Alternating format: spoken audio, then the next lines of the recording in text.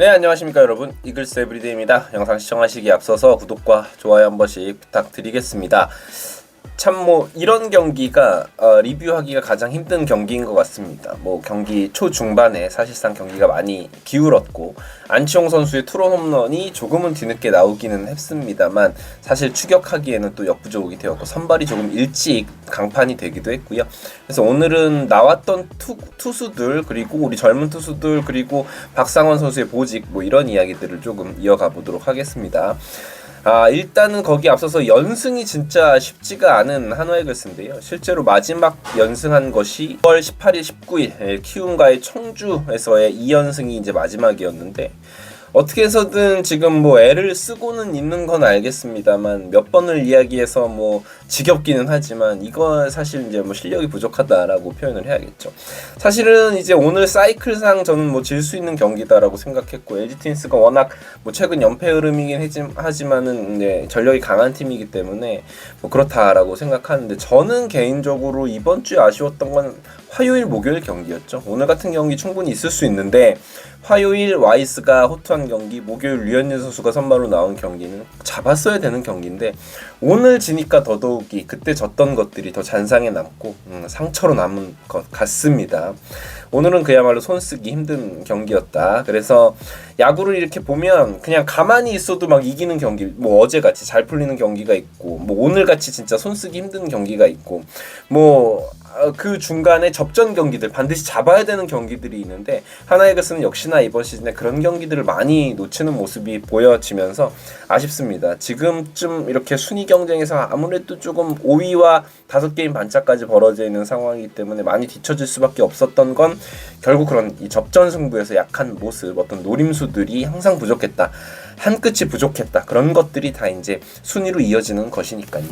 자, 일단 오늘 김기중 선수 이야기를 조금 해보면 많이 아쉽죠. 본인도 아쉬울 거고요. 김기중 선수가 매 등판마다 좋은 결과를 기대할 수 있는 유형의 투수는 아니다라고 생각합니다. 올 시즌 평균 구속은 140km가 채 되지 않는 선수이기 때문에 어떤 날 상대 타자들의 흐름이 좋지 않은 날 혹은 어떤 타구의 운이 조금 따르는 날은 호투를 하게 되는 것이고 오늘같이 완전히 이렇게 두드려 맞는 날은 조기 강판이 될 수밖에 없는 유형의 투수다라고는 생각하는데 그래도 못내 오늘 아쉽고요. 오늘은 9월 20일에 청주에서의 키움전과 굉장히 비슷한 양상이었어요. 좌타자 상대로 슬라이더, 커브가 전부 이제 상대 좌타자들에게 걸리면서 버티지 못하는 모습을 보여줬고요. 정말 조금 신기한 건 이 선수가 좌투수임에도 불구하고 우타자 상대로 이번 시즌 피안타율이 2할 6푼 7리입니다. 좌타자 상대로는 3할 5리예요. 그러니까 좌타자 상대로 너무 약한 모습을 보여주고 있기 때문에 김기중 선수가 이렇게 되면은 불펜에서도 좌타자를 상대로 한 어떤 자완 원포인트 릴리프나 자완 상대 핵심 불펜 자원으로 쓰이기도 힘들다라는 것이죠. 좌타자 상대 결과물이 좋지 않기 때문에 말이죠. 어쨌건 김기중 선수는 당분간 선발로 나올 가능성이 굉장히 큰데 이 좌타자 상대의 약점을 극복을 어떻게 해주느냐가 굉장히 중요한 과제다라고 볼 수 있겠습니다. 그래서 결국은 키움 히어로즈나 LG 트윈스 같은 좌타자가 강한 타선을 만나면 힘든 모습을 보여주는 장면들이 자주 나오고 있죠. 극복을 해야 되는 문제입니다. 자, 오늘 그리고 2회에 박상원 선수가 이제 등판을 하게 됐는데 저도 사실 굉장히 깜짝 놀랐습니다. 와, 지금 경기를 포기할 단계는 아니고 승부수를 걸어야 되는 3대0 상황이었기 때문에 여기서 불펜이 나온다면 어떻게든 틀어 막아야 되는 상황이고 결국은 조금 강력한 추격조가 나와야 되는 상황인데 박상원 카드를 꺼내 들어서 이게 또 뭐지? 라고 생각을 했는데 박상원 선수가 굉장히 잘했습니다. 제 생각에는 이제는 박상원 선수의 쓰임새에 대해서 많은 고민을 하고 있는 코칭 스태프다라는 생각이 들어요. 송창식 선수를 제가 지난달에 만났을 때 송창식 선수가 그런 이야기를 하더라고요. 박상원 선수는 굉장히 잘 흥분하는 선수다. 우리가 이제 마운드에서의 박상원 선수의 이야기를 그냥 모습만 봐도 알 수 있잖아요. 흥분하는 경향이 많기 때문에 접전 구간의 박상원을 사용하는 게 굉장히 어렵다라는 것을 많이들 알고 있을 건데 제 생각에는 실제로 오늘 같은 방식으로 롱맨 역할을 맡겨보려는 의중이 드러나는 것 같은데 충분히 좋은 선택일 수도 있다라고 생각을 합니다. 오늘 박상원 선수가 굉장히 잘 던져줬어요. 다행이고 어찌되었건 김경문 감독님 그리고 양상문 투수 코치는 박상원이 지난해 보여준 게 또 있기 때문에, 그리고 잘했을 때의 모습들이 분명히 있기 때문에 구위가 좋은 투수이기도 하고요.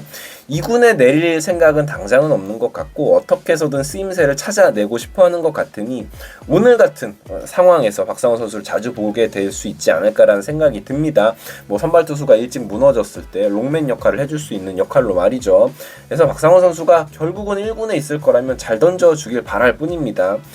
김규현 선수의 등판은 오늘 굉장히 아쉬웠습니다. 뭐 제구도 그렇게 좋지는 않았고, 사실 김규현 선수가 점수를 내주지 않는 상황에서도 불안한 모습들은 분명히 있거든요. 하지만 김규현은 확실히 구위가 좋은 투수이기 때문에 미래를 조금 더 생각해야 되는 투수가 아닌가라는 생각이 듭니다. 아직은 배울 것이 굉장히 많아 보이고요. 오늘 황준서가 등판을 했는데 오늘도 쉽지 않은 모습을 보여줬습니다. 아웃카운트 3개를 잡으면서 피안타 2개의 볼넷을 또다시 내주면서 2실점 자책점 모두 기록하게 됐고요. 지금 우선 문제점이 사실 너무 많은데 파악을 해보면 우선 평균 구속이 139.5km, 140km가 채 되지 않습니다.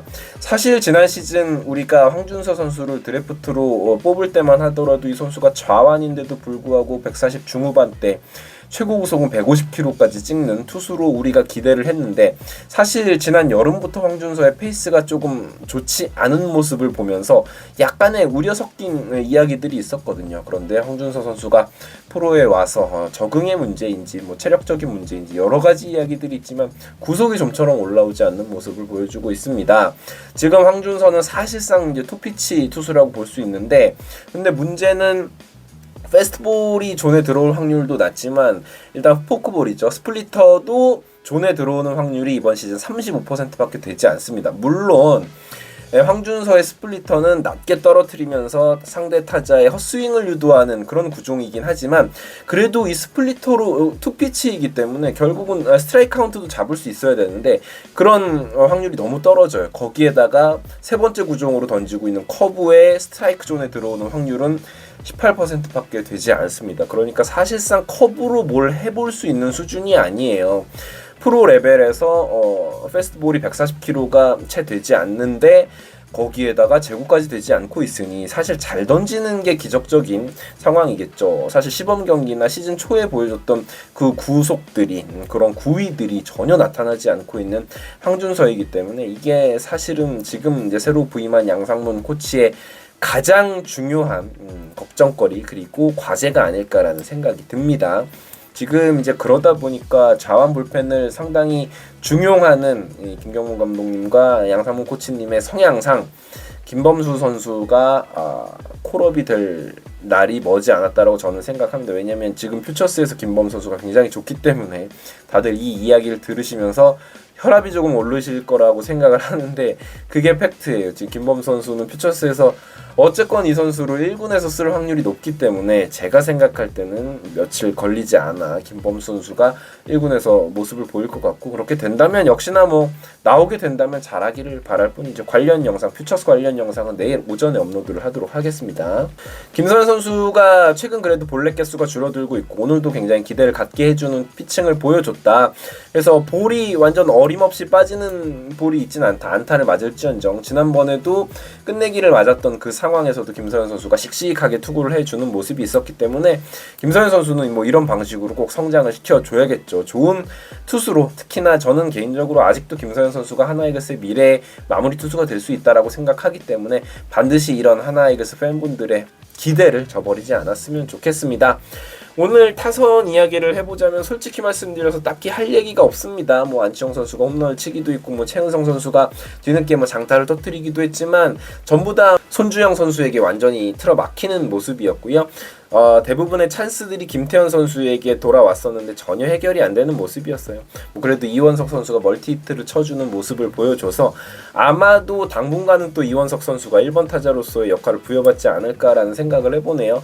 지금 또 그러다 보니까 장진혁 선수가 모습을 보기가 힘들어졌죠. 그래서 내일은 켈리가 우투수이기 때문에 과연 이제 좌타자인 장진혁 선수가 나오게 될지, 오늘 좋은 타격감을 보였던 이원석 선수가 1번 타자로 나오게 될지 한번 지켜봐야겠네요. 황영목 선수가 리드오프로 나올 수도 있는 노릇이고요.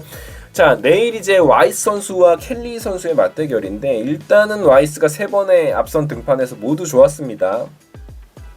평균 자책점도 1.89 상당히 좋은 모습이었고 마운드에서의 모습만 보면 와이스가 켈리보다는 조금 앞섰다라고 볼 수 있는데 중요한 건 계속해서 선발 맞대결에서 앞서고 있는 경기에서도 그런 매치업에서도 이번 시즌 한화 이글스가 좋은 경기를 보여주지 못하고 있기 때문에 뭐 내일 반드시 이길 확률이 높다 뭐 이길 거다라고 이야기하는 게 큰 의미는 없는 것 같습니다. 그냥 잘해서 이겨줬으면 좋겠습니다.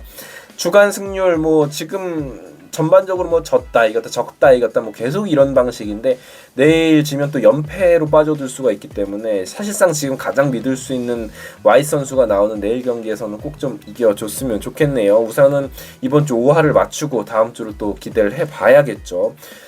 사실 지금 주간 승률이 5할로 계속 맞춰져 가면 안 되거든요. 우리가 까먹은 게 워낙 많기 때문에. 그래서 연승을 좀 달리고 해야 되는데 연승이 너무 어렵네요. 거의 한 달 가까이 연승이 나오지 않고 있는 한화 이글스이기 때문에 이런 모습이 참 답답스럽습니다. 오늘보다도 오히려 더 슴슴한 패배를 당한 오늘이라 씁쓸한 것 같고 이전의 패배들이 더 잔상이 남는 하루가 아닌가라는 생각이 듭니다. 뭐 어쩔 수 없죠. 내일 또 더 응원해야 되지 않겠습니까? 내일 또 경기 이후에 뵙도록 하겠습니다. 지금까지 이글스 에브리데이였고요. 구독과 좋아요 부탁드립니다. 감사합니다.